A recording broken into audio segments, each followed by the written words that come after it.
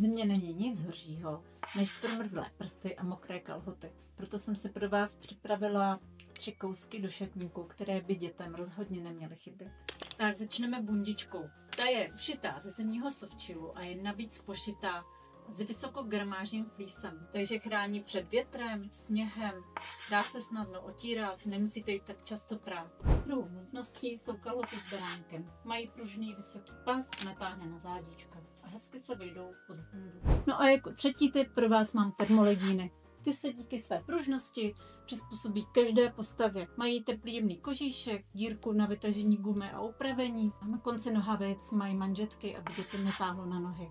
A navíc jsou o 4 cm prodloužené, takže vám vydrží opravdu dlouho. A vejdou se pod softshellové i beránkové kalhoty.